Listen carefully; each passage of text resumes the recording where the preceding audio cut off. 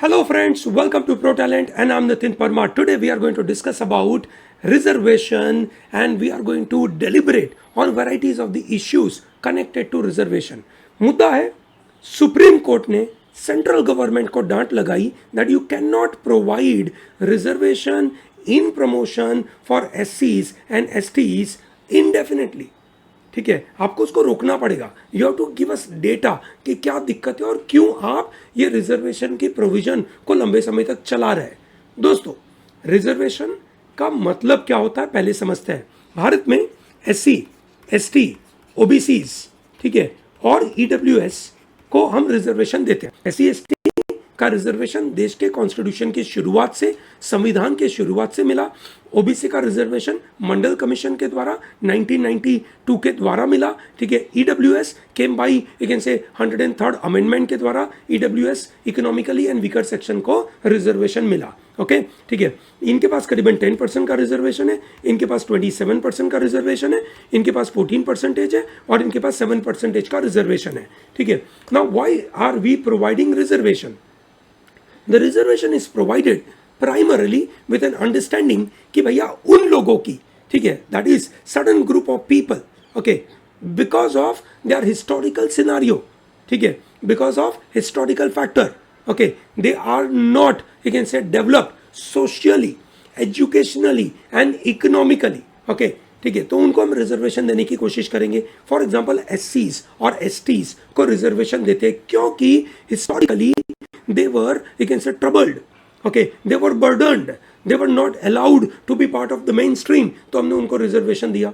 Then we realize कि देश आज़ाद हो गया 1947 से लेकर you can say around 1990 तक देश में डेवलपमेंट हुआ, but still the development was not inclusive, development was not equal. So there are certain group of people, ठीक है, who were from a backward class, okay, ठीक है, but they were backward because they remain educationally and socially backward. Okay, so then we started a concept called OBC, other backward classes. Okay, primarily socially and educational backward classes के बारे में बात हो रही है. Okay, and then we realize कि नहीं, it is not just about, you can say, caste based, you can say, reservation. There has to be also something like economic base reservation के बारे में भी बात कर सकते हैं. So economic based reservation called EWS. So we have seen that there are reservation available for SC, ST, OBC, EWS. Now the reservation is available where? Reservation is available at higher educational institutions as well as in the employment of central government as well as state government. ठीक है, ये reservation available है. ठीक है, पर अब बात हो रही है रिजर्वेशन इन प्रमोशन. ठीक है, वो भी रिजर्वेशन है. ठीक है, चलिए इस बात को अच्छे से समझने की कोशिश करते हैं अलग अलग केसेस के द्वारा.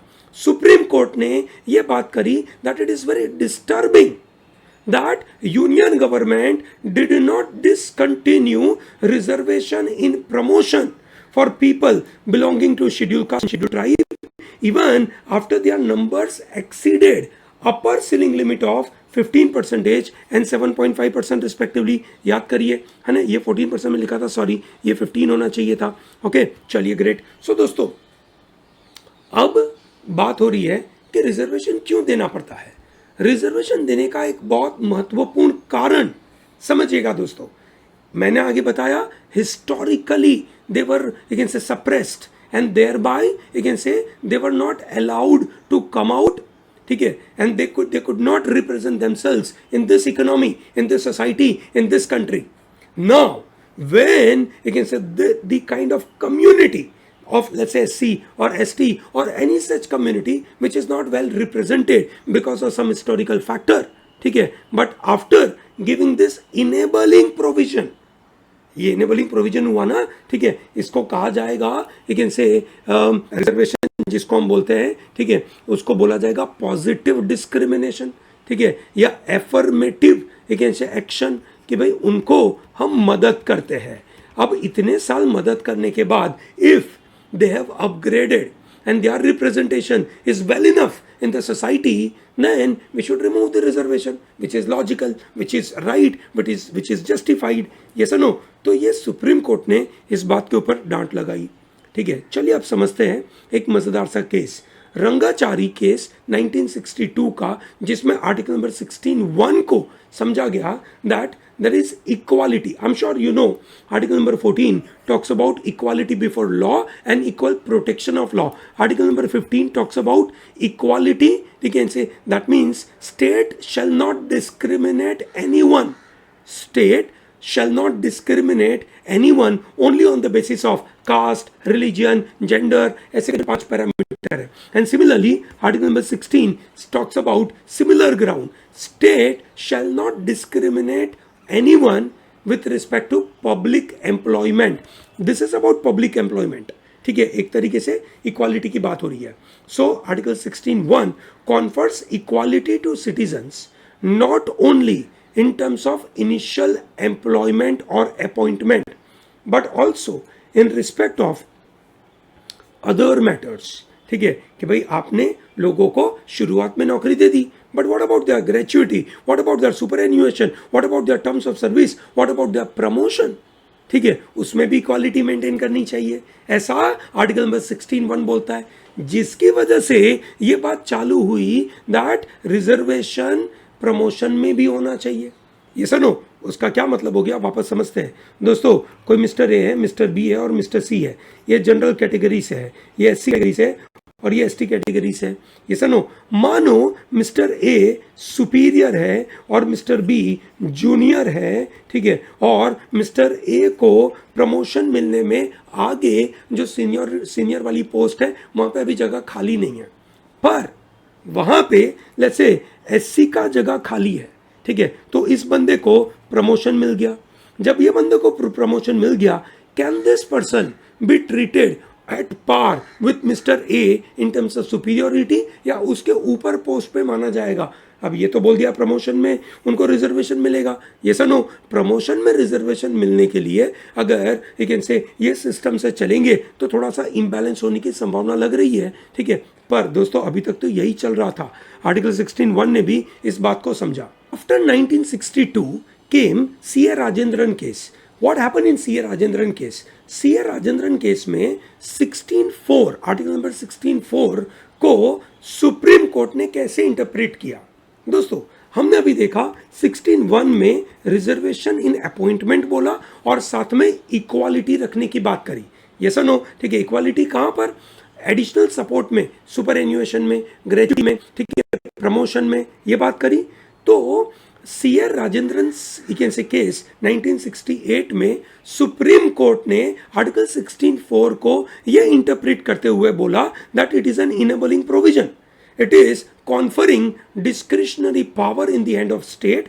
वर्ड पे ध्यान दीजिएगा, इनेबलिंग प्रोविजन है, डिस्क्रिशनरी पावर है, that makes a reservation of appointment in favour of backward classes of citizen which in its opinion is not adequately represented in the services of the state, which means it is not their fundamental right. It is state को अगर लगा कि इन लोगों का you can say एक particular caste का, एक particular group of people का you can say जो रिप्रेजेंटेशन है वो इनएडिक्वेट है, उनका रिप्रेजेंटेशन अगर इनएडिक्वेट है तो वो इनएडिक्वेट रिजर्वेशन की वजह, इनएडिक्वेट रिप्रेजेंटेशन की वजह से हम उनको एक इनेबलिंग प्रावधान देंगे.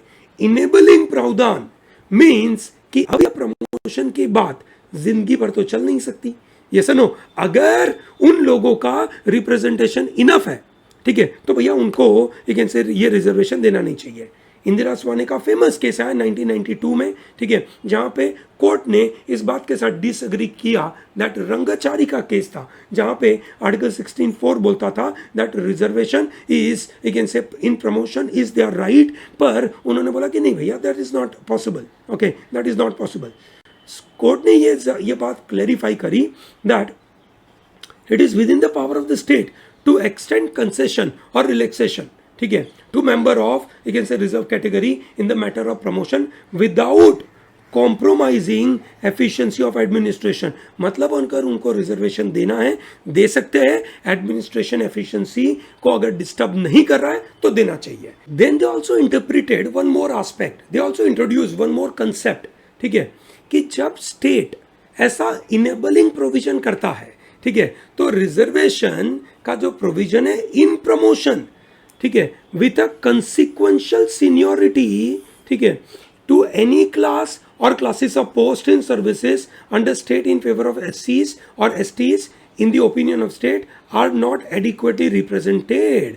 मतलब state किसी को कंसिक्वेंशियल सीनियोरिटी अगर देना चाहे तो दे सकता है, ठीक है, समझे? चलिए समझाता हूं मैं, ठीक है. Consequential seniority says that, let us say A is from general category, he is holding level 3 of government post. B is appointed under SC quota, is a junior to A is the same level 3. When the promotion to level 4 are to be decided, ठीक है, assume करते हैं due to reservation in promotion B has to be promoted to level 4 before A, क्योंकि level 4 में general category की seat अभी vacant हुई नहीं है, ठीक है, because there are no schedule caste candidates at seniority similar to that of A.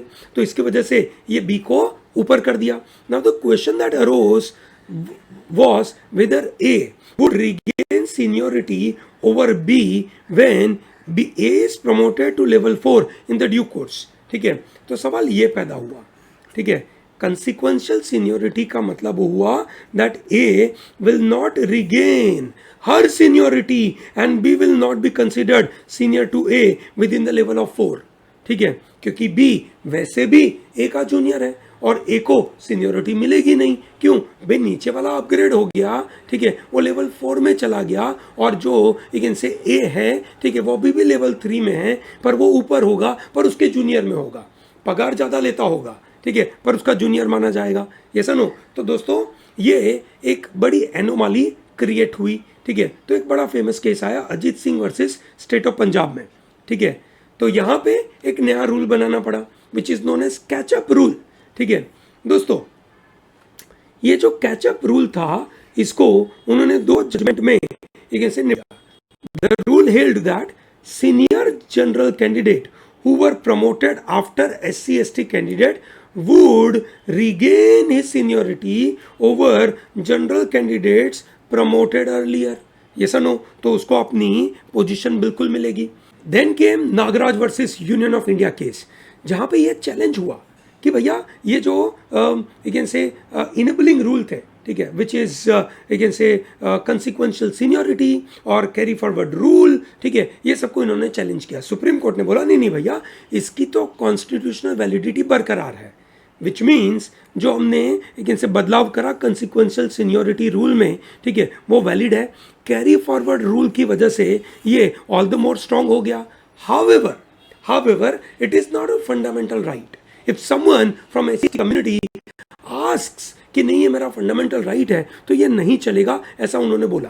Court ने ये भी बोला that reservation in promotion is to be valid, ठीक है, स्टेट के पास कॉम्पेलिंग रीजंस होने चाहिए, तब जाकर हम बोल सकते हैं कि स्टेट ने इनको जो रिजर्वेशन दिया वो सही है. क्या होना चाहिए? सबसे पहला आपको डेमोन्स्ट्रेट करना पड़ेगा that there is a backwardness of एससीज and STs and prove that एससीज and STs are inadequately represented in the relevant you can से public employment and maintain overall efficiency of the administration. मतलब 3 मुद्दों के ऊपर आपको ध्यान देना पड़ेगा. यस और no? So which are the 3 conditions put in by the Supreme Court? Number 1, you must demonstrate that SCs and STs are still backward. Number 2, that they are inadequately represented in the relevant public employment. And third, that it is not impacting overall efficiency of the administration. ठीक है, तो भैया Nagraj case के बाद ये जब 3 controlling condition supreme court ने लगाई, जिसकी वजह से यू कैन से अब सेंट्रल गवर्नमेंट के पास ये प्रेशर आया that they have to prove that they are inadequately represented, they have to furnish data.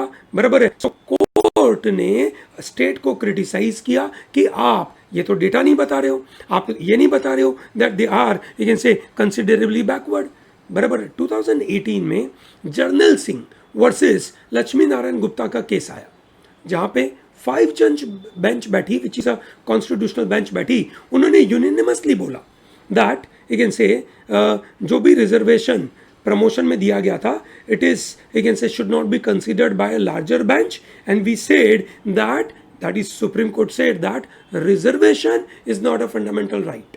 ठीक है, reservation in promotion is not a fundamental right, ठीक है, विच इज इनेबलिंग प्रोविजन, ऐसा करके बोल दिया, ठीक है. While on the other one hand court struck down further backwardness criteria, कि भाई आपको अगेन से फर्दर बैकवर्डनेस ये प्रूव नहीं करनी है कि SC ST में लोग और ज़्यादा बैकवर्ड है कि नहीं, और साथ में आपको ये लेकर आइए कि principle of creamy layer exclusion, कि SC STs में जो लोग अगर अच्छी पोजीशन पे आ गए, ठीक है, उनको निकाल देना चाहिए.